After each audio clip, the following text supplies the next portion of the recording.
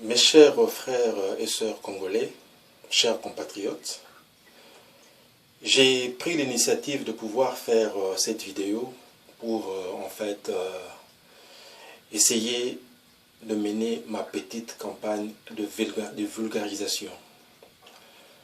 En effet, j'ai constaté que les Congolais regorgent un grand nombre d'intellectuels qui sont pétris de compétences, mais dont la plupart ne sont pas tous juristes.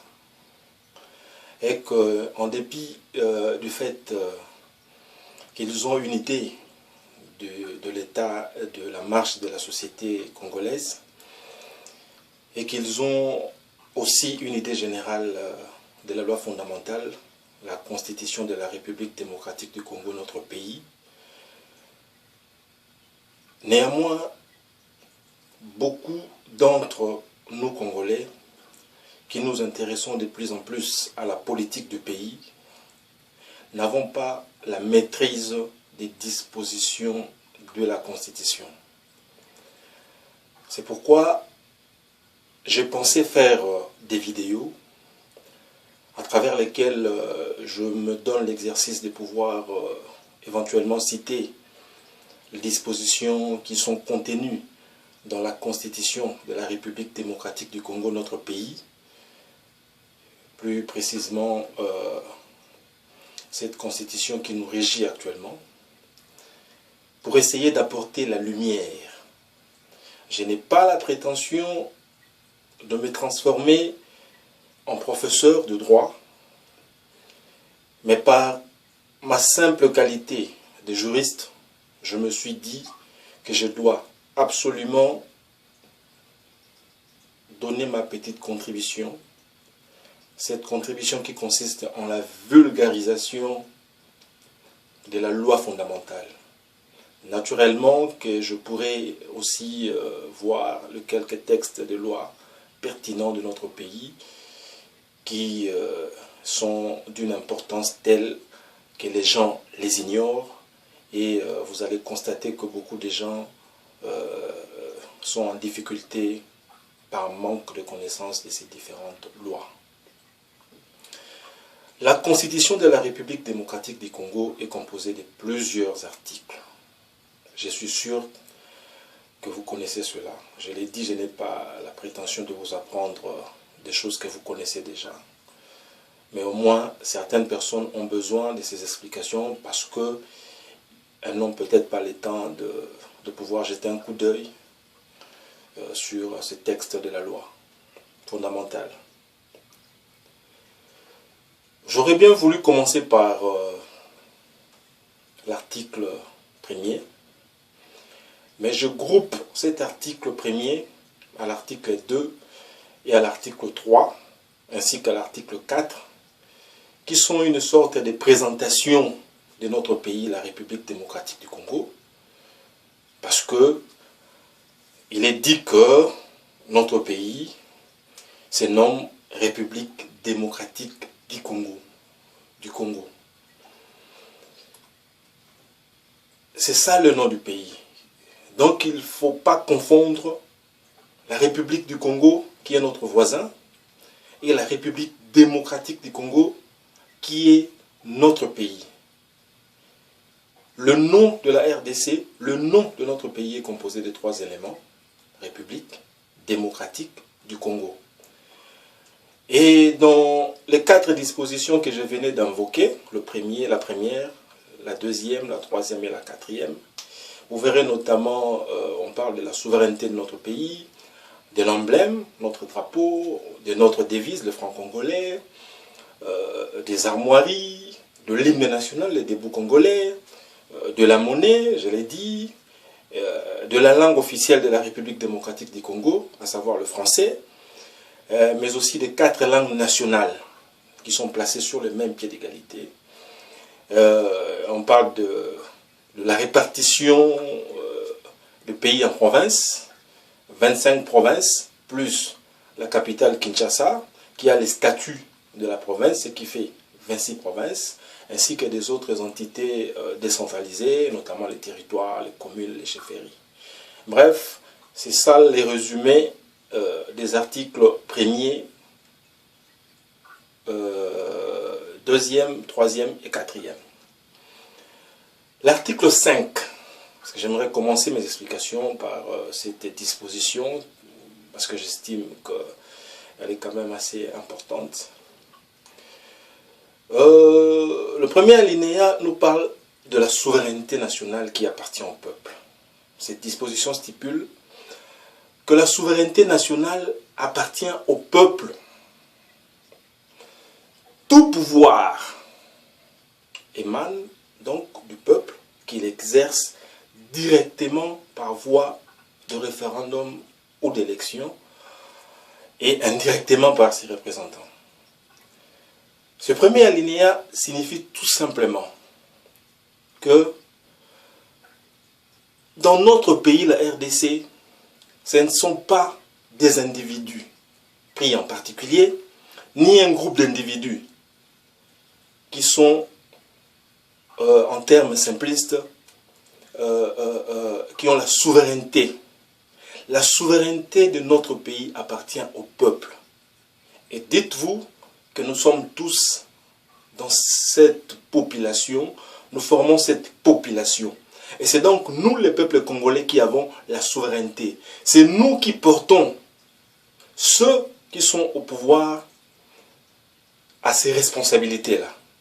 Que ce soit le président de la République, que ce soit le Premier ministre et son gouvernement, qui est l'émanation de l'Assemblée nationale, qui elle-même est constituée des députés nationaux qui sont les représentants du peuple. Donc le gouvernement, logiquement, c'est une émanation de la volonté populaire.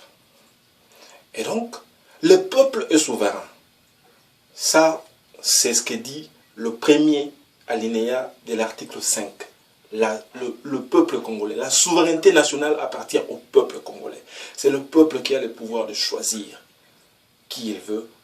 Et c'est le peuple qui dirige à travers notamment ses représentants. Le deuxième alinéa fait allusion au fait qu'il ne peut y avoir aucune fraction du peuple, ni aucun individu peut s'attribuer de l'exercice du pouvoir. Parce que nous avons dit, et c'est une logique, que le pouvoir appartient au peuple. Il est donc inconcevable qu'un groupe d'individus ou un individu prenne les pays en otage. C'est ainsi que vous allez constater que dans les discours de politiciens, que ce soit ceux de l'opposition que ceux de la majorité, tout le monde parle au nom du peuple. Mais véritablement, le peuple ne peut s'exprimer qu'à travers des moyens qui sont constitutionnels, notamment les élections et les référendums. La loi fixe les conditions d'organisation de ces élections et les référendums. Ce ne sont pas des choses que nous allons inventer. L'on ne peut pas aujourd'hui, après qu'il y ait eu des élections, prétendre avoir la légitimité alors que nous sommes à la veille de nouvelles échéances électorales, pour les uns pour renouveler la confiance du peuple, pour les autres pour avoir à nouveau la confiance du peuple. Et donc, le suffrage est universel, il est également égal et même secret. Le scrutin est secret. Mais les élections peuvent être à suffrage universel direct ou à suffrage universel indirect. Les élections à suffrage universel direct sont celles qui concernent le président de la République et les députés nationaux.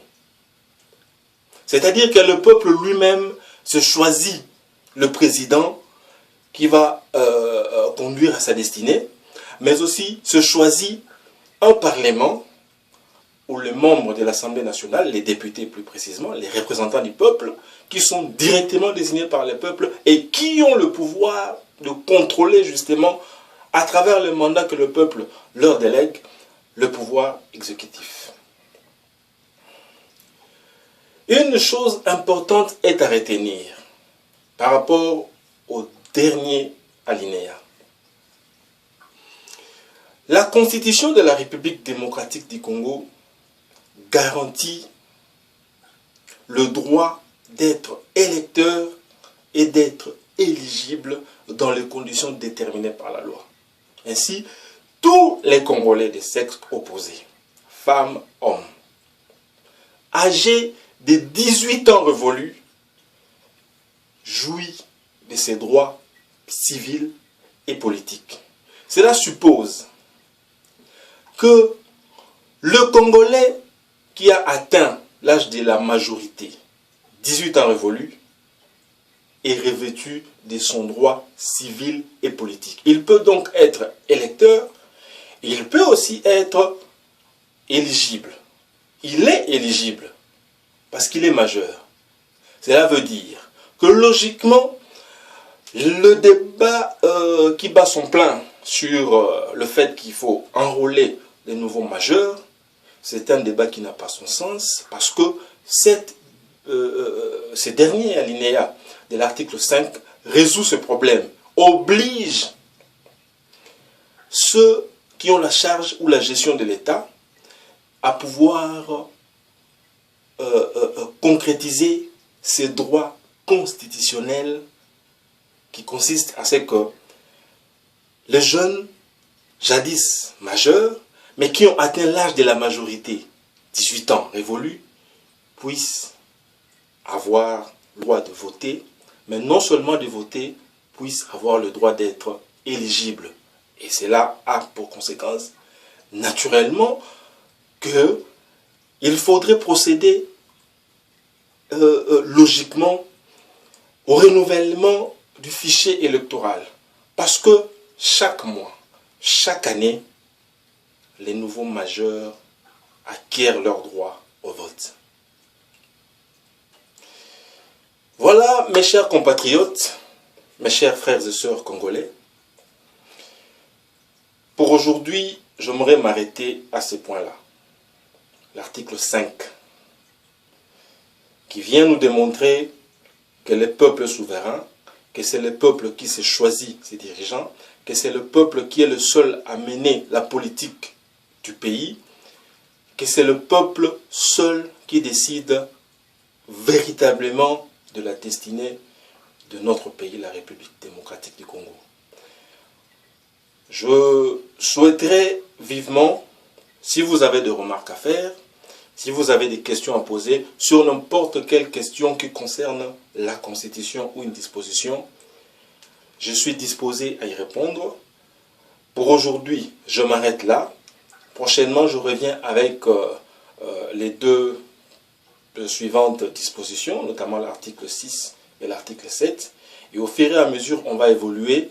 Et je pense que ceux qui n'auront pas le temps, ou ceux qui n'ont jamais eu le temps de pouvoir jeter un coup d'œil sur ce texte fondamental, sur cette loi fondamentale qui est la Constitution de la République démocratique du Congo, pourront éventuellement trouver à travers cette vidéo l'occasion de palper et de connaître la Constitution de notre pays en vue de mener les débats comme cela doit se faire. Il ne faudrait pas que les politiciens nous emballent dans des histoires pour nous garder en dehors de textes légaux, alors que nous avons ces textes que nous avons choisis, que nous avons votés, que nous avons voulu pour notre pays. J'ai dit et je vous remercie. À la prochaine.